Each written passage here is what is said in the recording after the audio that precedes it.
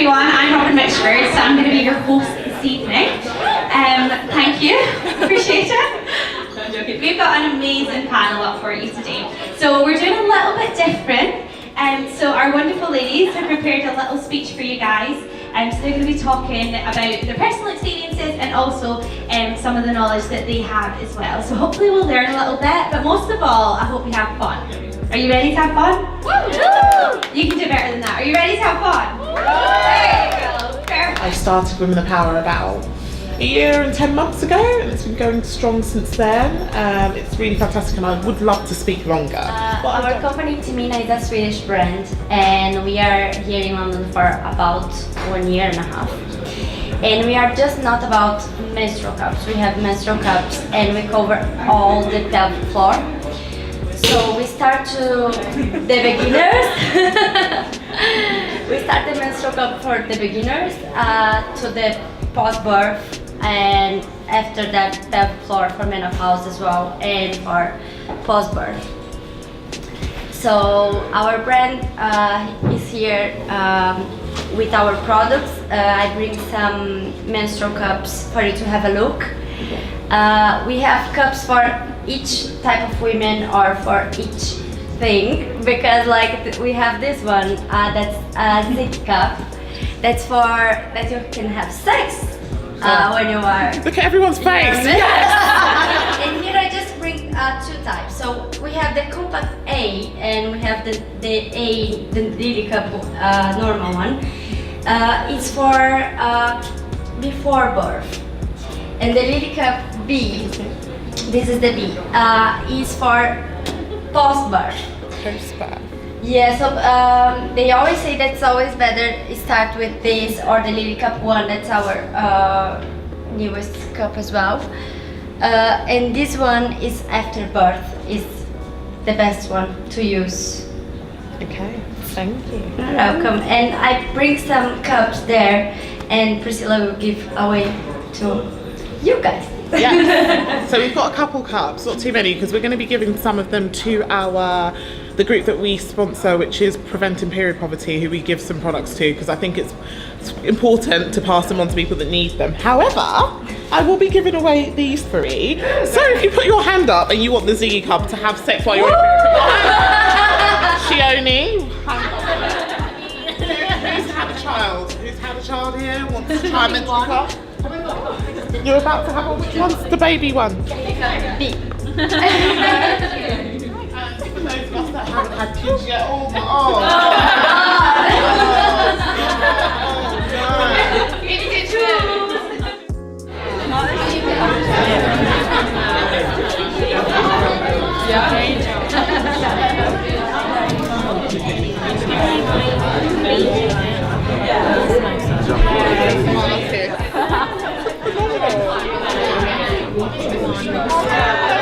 Do I like Prosecco or not? Do you like this specific Prosecco? Oh my god, I like the whole bottle. I have the whole crazy like honestly, it's so good. Actually, give me so much confidence. I sat there, I talk like a machine. When people ask my parents how many children do they have, and got to know that my parents only have me and my sister, they was quite disappointed. They asked my parents, "Ooh, why didn't you try harder? Why didn't you try? Maybe you get a boy. A boy would then complete the family." And I was like, what? And the boy, when grow up, would bring money home, and then my parents would have a lovely retirement. And I told my mom, I'm gonna be better than any boys. I'm gonna bring loads of money home, and you don't need any boys. Sorry, I'm like, woo! My mom didn't take notice of that. She was like, oh, okay then. However bad my dad drinking problem was, he was quite chill. It was my mom who hit and shouted at me a lot. So every time that I did something wrong, my mom would shout at me, and if I dare say anything to her, she would slap me and hit me with everything that she got hold of that time. A broomstick, a pair of chopsticks. Oh, I know what you think. Chopstick, yeah, take away chopstick like that. Oh no, baby. They like that long, and they really think they hurt. So, yeah, anything really, and that had a lasting impact on my mental health. well, you can't really run away from that fact that you got hit multiple times by your mom. So what I noticed is that all the challenges that a Vietnamese woman faced, it didn't really just come from men, it also come from female, the older generations.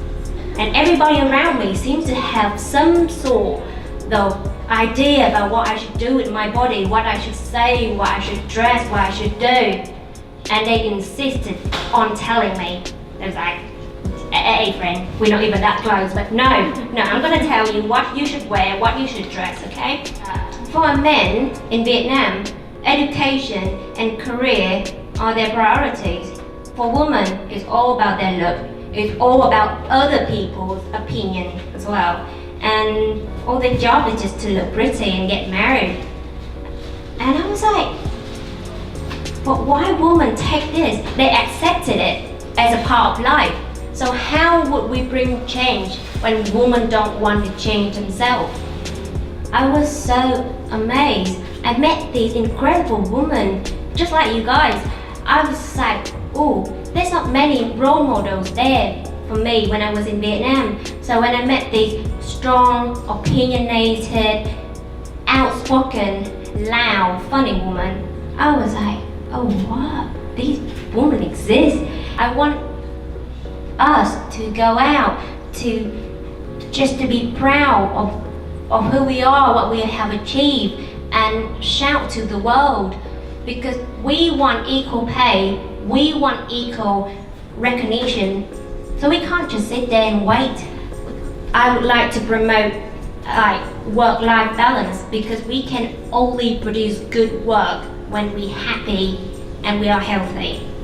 I'm a British Bangladeshi Muslim, and usually when I say that, people expect me to be some sort of ambassador for all these kind of Bangladesh experiences, but I can't really, because I've only gone to Bangladesh twice in my entire life.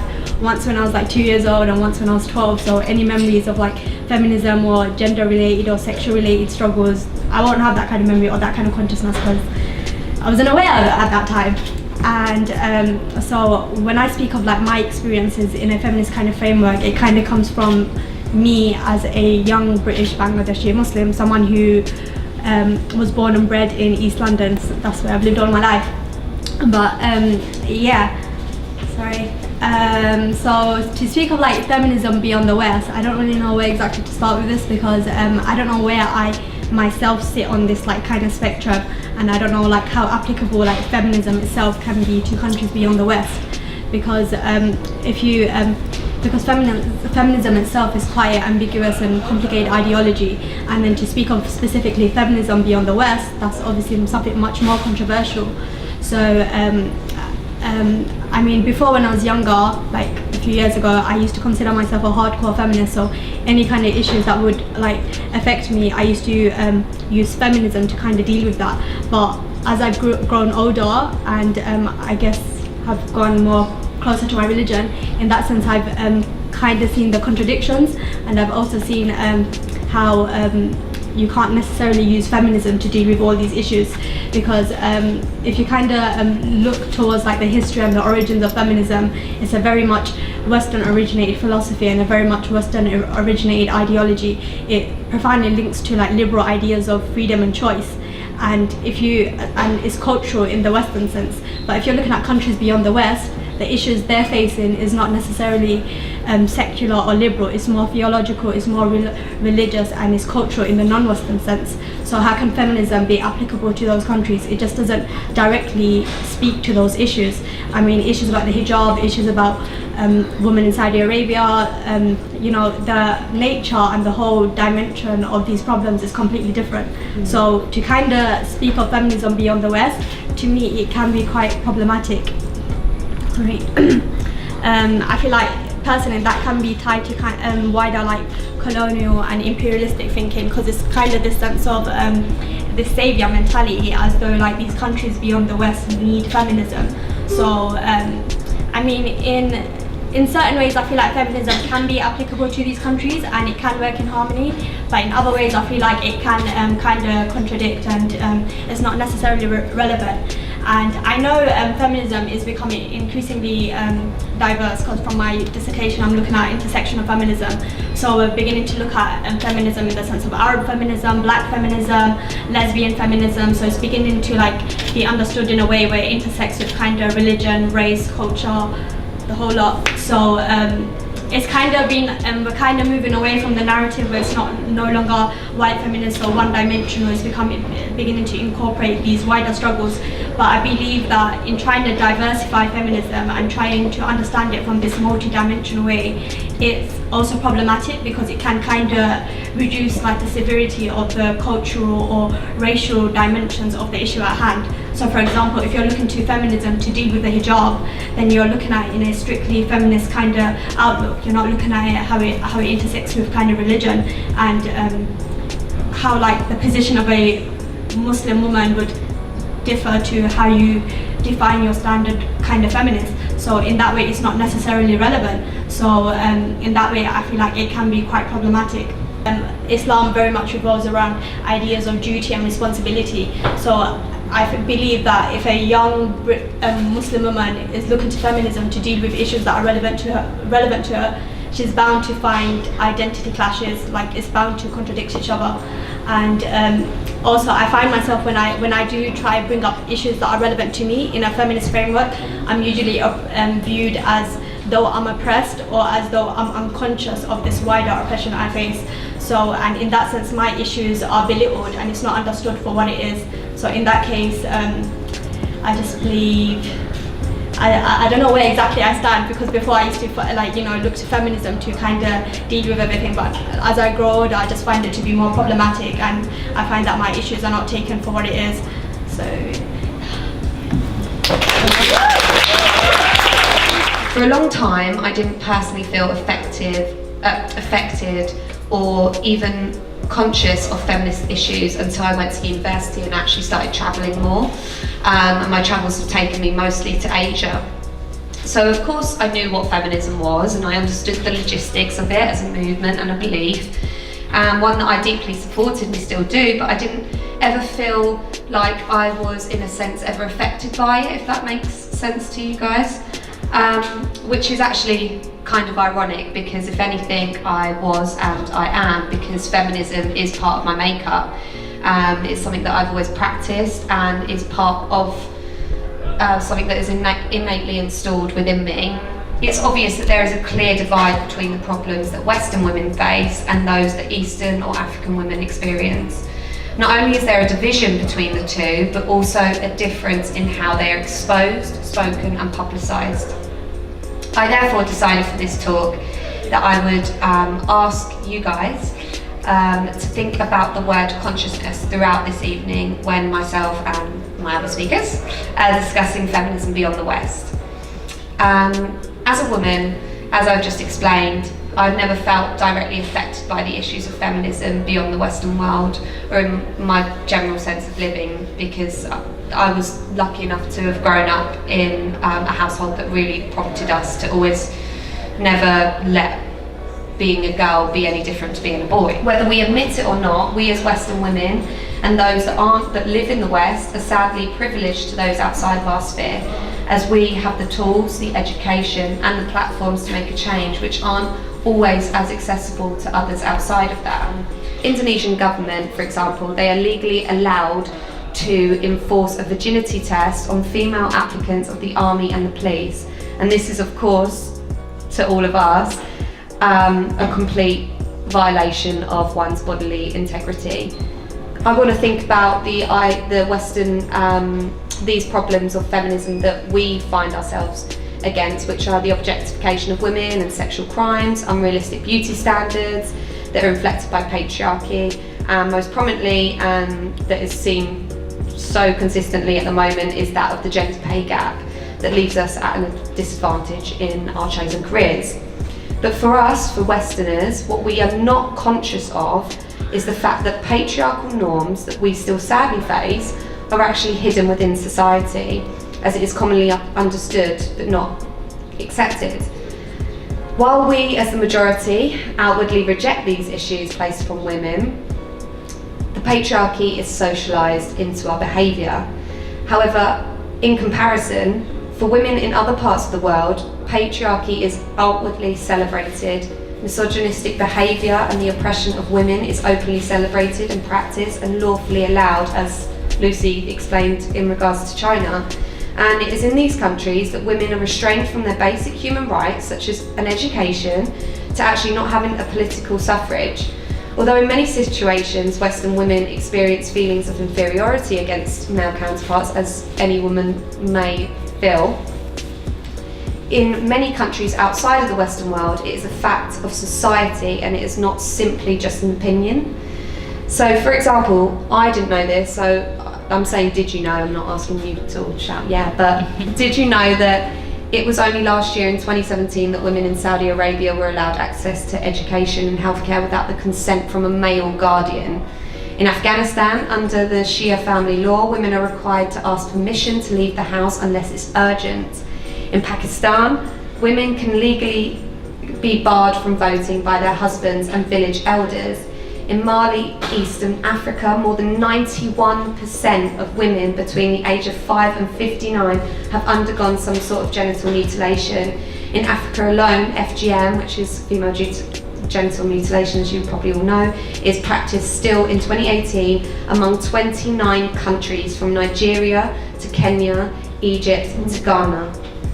When I think back, the only time Eastern or African feminism or sociology in general was ever examined was in the study of ethnography. I always struggle on that one. And that's basically the study of human behaviour and basically the evolution of how we developed. If this is an example of how women's voices outside of the West are oppressed, then I don't know really what is. So I want to finish this talk by asking everyone to just be conscious of the fact that feminism does go beyond what we are exposed to in the media, and as we as Westerners, whether born or just residents, we all have a duty to support, publicise and empower the men and women of these countries who are entrenched within a violating patriarchy, and to give them a voice. And that's all I have to say. So I've got my talk notes on what looks like a note card, but it's actually a recipe card. So it says recipe, feminism in China, cooking time 12 minutes, serves anyone who wants to listen. So yeah, I don't know about you guys, but for me, I'm not an academic in feminist issues. And I think it's only in this recent age that we're starting to become more aware there are more resources available. So all of these issues that we've been facing, it's just been settling somewhere. We've either processed it or we've not. But I feel like now I've started to have these thoughts percolate into something that I can share with you guys. And so, yeah, I want to share with you what my understanding and research of feminism in China is, and maybe tie back to my own experiences. Women are extremely objectified, and it's extremely normal for them to be objectified. There are, Alibaba, so huge company. They recently reportedly sent out an advert looking for employees, and women had to be attractive with a contagious laugh and decent makeup skills. When tech companies are trying to hire top male talent, they boast on the websites that they have very attractive employees, very beautiful female employees, in fact. But then in the love and relationship area as well, men are kind of at the center of female wish fulfillment. So you are basically judged entirely based on whether or not you can get married. And not just married, but married within a certain period. So some of you may have heard of this, but if you're not generally married off by mid-20s, maybe less younger than 25, you are considered a leftover woman. Leftover women. Who here is a leftover woman? And there are huge multi-billionaires who've made their business trying to teach women how to take advantage of power dynamics and marry well. And they say marrying well is better than working well. So when you're looking at non-Western feminism, your question might be, are they doing this right? But I think in this case, it should be more about, is this what's right for them? And with this kind of delicate slow and gentle approach, that seems to be what doesn't cause government pushback and what still slowly tries to address some of the root problems about women and self-worth. So career is the first thing that people started to address. And it might sound trite, but actually if they can take the focus away from marriage as the only way to live a good life, then everything else can follow from that. So yeah, I think I'm pretty positive about it, and with my current stance and role as a member of the international community, I hope that maybe I can do something in the future. Thank you very much for listening.